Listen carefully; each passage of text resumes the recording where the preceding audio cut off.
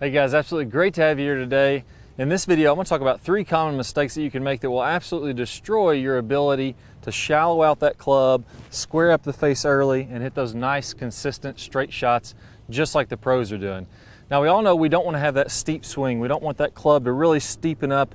What happens when this club steepens up, as I start my downswing, you can see now the shaft will be pointing somewhere between the ball and my feet.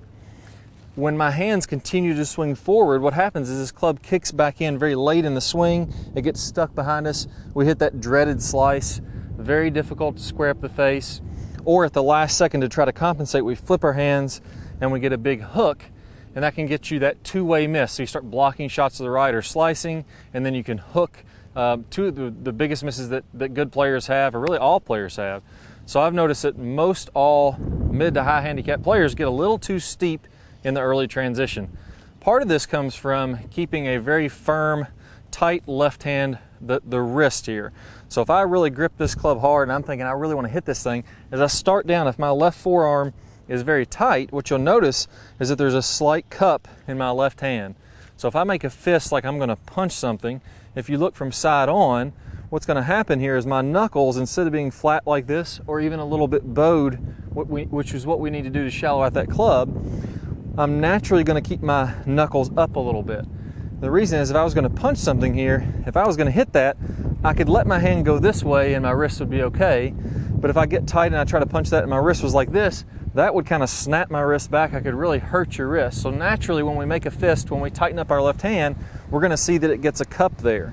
Now, when I do that in the golf swing, when I get that slight cup, that's going to get it in that steeper angle. If I am to bow that left wrist, that's naturally going to start to shallow it out a little bit. So that's the first piece there. You have to stay nice and loose with this left hand. You have to feel like you're almost turning the gas on a motorcycle forward this way.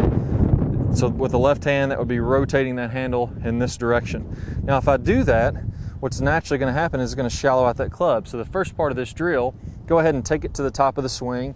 Keep your wrists nice and loose, and from there, instead of cupping the club and it tend to get a little steep, we're going to let that wrist, what's called flexion, or move in. You may feel the muscles on the inside of your forearm tightening slightly, but overall the forearm is going to be pretty loose, and that's going to shallow that club out. So let's go ahead and make a 10 practice swings where we go to the top, let that wrist flex, club shallows out, and then swing on through from there. While you're doing this, I want you to brush that grass. If you're in your living room, make those 10 to 20 swings, as many as it takes for you to get comfortable. Go ahead and brush the carpet, or if you're outside, go ahead and brush the turf as you're doing that to get a little bit more comfortable. So if we do this in the swing, exactly what I'm going to feel here is that wrist loose, turning this way, and then I'm going to come on through. In the second part of this video, we're going to talk about the next 2 pieces that square up that club face. All right, so the next move that's going to really kill your shallowing of the club, we talked about this softening of the left wrist, getting in that flexion, and now we have this club laid off. As we come on through, if we keep this left wrist just kind of pulling on through there, notice how now I have some bow in my wrist. If we're looking from this angle, my wrist is bowed, but look at where my club face is pointing. This little magnetized club face angle shows me exactly where my club's pointing. Look how that's pointing way out to the right. So even though my wrist is bowed, the face is wide open, I'm gonna hit a big slice. It's gonna be a terrible shot. And even if you get that first piece right, we're gonna hit some awful shots. So that's the second piece, which is called supination. And when you put these 2 things together, this is what the pros are doing that are really helping them out. So let's start out with that flexion of the left wrist like we talked about. You may feel these muscles engaged. Overall, the forearm is fairly loose. Now from here, I want you to imagine that you're turning a doorknob to the right. So keep that wrist flexed and turn that doorknob to the right this way. So if you grab your wrist, you can feel those 2 bones in your wrist turning what would be clockwise direction. That would open the face up. So even if I'm bowed, if I'm turned this way, my face is wide open. If I turn it the other way, now the back of my hand, if I had a wristwatch on, that would be facing toward the target. That's going to square that face up. So now that's really squaring it in. Both of those moves have to happen at the same time to really get that shallowing effect and to really de-loft the club, get a lot of compression on there. So now let's take about 10 repetitions, go to the top again. We're going to let that left wrist bow.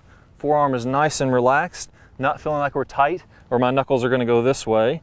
And from there, get that wristwatch to turn toward the target. And if I do that, now we're going to see that my club face is pointing down the target line, and my left wrist is a little bit bowed there. I'm in perfect position, exactly what the pros are doing. Go ahead and do that about 10 times for me.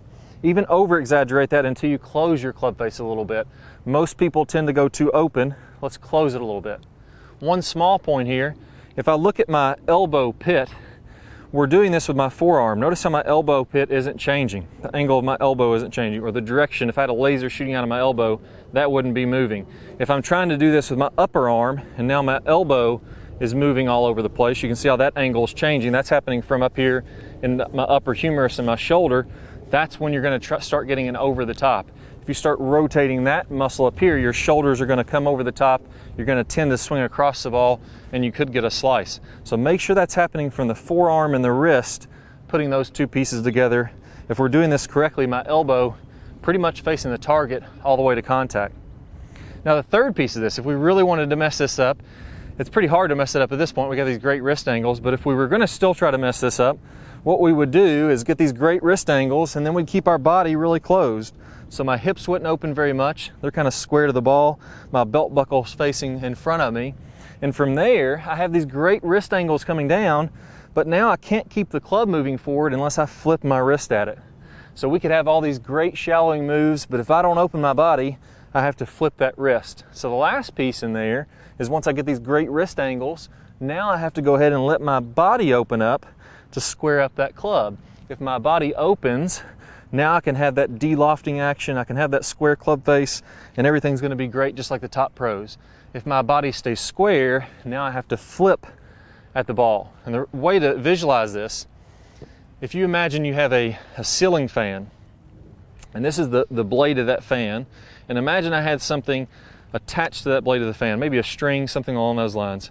As that fan swings in a circle, as long as that fan blade keeps on accelerating, that club or whatever is attached to it is going to come right along, and it's still going to be able to hold that angle. If this fan blade stops though, look what happens to that club. It wants to whip past.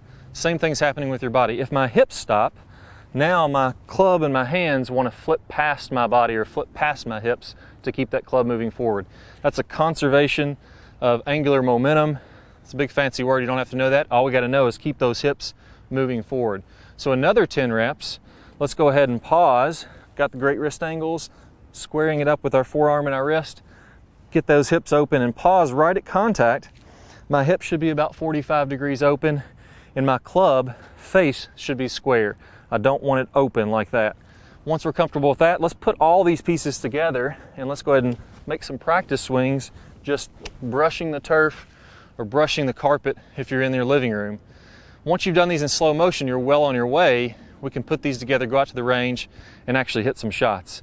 So if we're doing this correct, we should see a nice low launch. When we're looking at my flight scope here, I'll show you a ball flight here in a second, and it should feel really nice, crisp, and solid. There we go, hit that one really well. All right guys, now the next piece is really important. We talked about how to shallow out this club and square it up. We got started on opening those hips, but one of the best things you can do is learn how to do the straight line release. In the Top Speed Golf system, we talk about how the club always releases in front of the golf ball. The golf ball is just simply getting in the way. And if I can have this forward shaft lean at impact, I'm going to let that club release, and now it's splitting my forearms about 4 feet in front of this golf ball. That's what we call the straight line release. And to get started on that, I have an awesome bonus video. I'm going to play a preview of that here in a second. Go ahead and click the card on the screen or the link down below in the description. And we're going to get started on that straight line release. We're going to pair up those awesome wrist angles with the next step in the progression. When you put those two things together, you'll never have to worry about this again. Let's go ahead and get started. A common misconception I see is that we want to create lag, and we just want to hold that lag all the way on through contact and get as much lag as we can coming through contact, and that's simply not true. In the release section, we're going to talk about how to turn that lag into energy, how to turn that into speed so that you can hit it very far and do it, like we mentioned, without hardly any effort at all.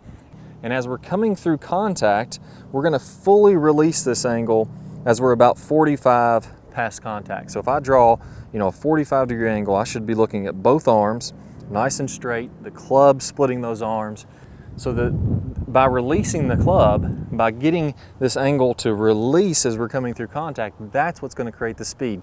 Our hands are moving a very short distance, our club is moving a very long distance through contact, and it creates that whip-like effect. Very different swings hitting the exact same position. So first let's take a look at Dustin Johnson releasing the club 45 past.